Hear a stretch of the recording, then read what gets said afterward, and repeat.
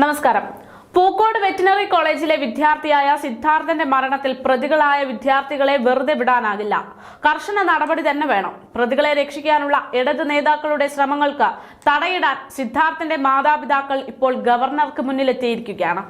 Governor Arif Muhammad Khan ഇടപെടുന്നതോടെ സിദ്ധാർത്ഥന്റെ മരണത്തിലെ പ്രതികളെ രക്ഷപ്പെടുത്താനുള്ള CPM തന്ത്രം കുറച്ചുകൂടെ പാളും എന്നത് ഉറപ്പ്. കേസിൽ അറസ്റ്റിലായ വിദ്യാർത്ഥികളെ പരീക്ഷ എഴുതാൻ അനുവദിക്കരുതെന്നതടക്കമാണ് മാതാപിതാക്കൾ ഗവർണർക്ക് പരാതി നൽകിയപ്പോൾ ആവശ്യപ്പെട്ടിരിക്കുന്നത്.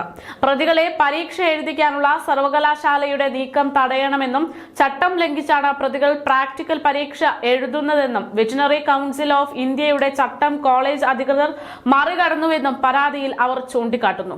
രാജ്ഭവനിൽ എത്തിയാണ് സിദ്ധാർത്ഥന്റെ മാതാപിതാക്കൾ പരാതി നൽകിയിരിക്കുന്നത്. സംഭവത്തിൽ വിശദമായ പരിശോധന നടത്തി ആവശ്യമായ നടപടിയെടുക്കുമെന്ന് ഗവർണർ ഉറപ്പു നൽകിയതായി മാതാപിതാക്കൾ പ്രതികരിച്ചു. സർവകലാശാലയുടെ ഭാഗത്തു നിന്ന് പ്രതികളെ സംരക്ഷിക്കുന്ന തരത്തിലുള്ള സമീപനം ഉണ്ടായ സാഹചര്യത്തിലാണ് സിദ്ധാർത്ഥന്റെ കുടുംബത്തിന് വീണ്ടും ഗവർണറെ കാണേണ്ടി വന്നിരിക്കുന്നത്. അതേസമയം സിദ്ധാർത്ഥന്റെ മാതാപിതാക്കളുടെ പരാതി സർവകലാശാല VCക്ക് അയക്കുമെന്ന് ഗവർണറുടെ ഓഫീസ് അറിയിക്കുന്നുണ്ട്. കഴിഞ്ഞ ഫെബ്രുവരിയിലാണ് സിദ്ധാർത്ഥനെ കോളേജ് ഹോസ്റ്റലിൽ ശുചിമുറിയിൽ മരിച്ച നിലയിൽ കണ്ടെത്തുന്നത്. പൂക്കോട് വെറ്റിനറി സർവകലാശാലയിലെ വിദ്യാർത്ഥിയായിരുന്ന സിദ്ധാർത്ഥനെ SFI പ്രവർത്തകർ അതിക്രൂരമായ റാഗിങ്ങിന്റെ ഇരയാക്കുകയായിരുന്നു. ഇതിന് പിന്നാലെ വിദ്യാർത്ഥിയെ മരിച്ച നിലയിൽ കണ്ടെത്തി. കോളേജിലെ സീനിയേഴ്സ് പലതവണ മർദ്ദിക്കുകയും പരസ്യ വിചാരണ ചെയ്യുകയും ചെയ്തതിന്റെ അടിസ്ഥാനത്തിൽ അപമാനം സഹിക്കവയ്യാതെയായിരുന്നു സിദ്ധാർത്ഥൻ മരിച്ചതെന്നതാണ് പിന്നീട് കണ്ടെത്തിയത്. സിദ്ധാർത്ഥന്റെ മരണത്തിൽ ദുരൂഹതയാരോപിച്ച പിതാവ് നിയമ പോരാട്ടത്തിന് ഇറങ്ങിയതോടെ കേസിൽ നിരവധി SFI വിദ്യാർത്ഥികൾ പിടിയിലായിരുന്നു.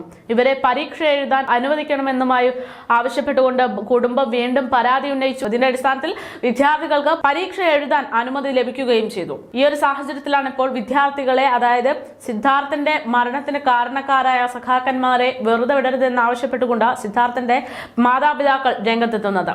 നിലവിൽ സർക്കാർ ഗവർണർ പോര് ശക്തമാകുന്നതിനിടെയാണ് ഇപ്പോൾ സർക്കാരിന്റെ അനീതികൾക്കെതിരെ തുറന്നടിച്ചുകൊണ്ട് നടപടിയെടുക്കണമെന്ന് ആവശ്യപ്പെട്ടുകൊണ്ട് സിദ്ധാർത്ഥന്റെ മാതാപിതാക്കൾ ഗവർണർക്ക് മുന്നിലെത്തിയിരിക്കുന്നത്.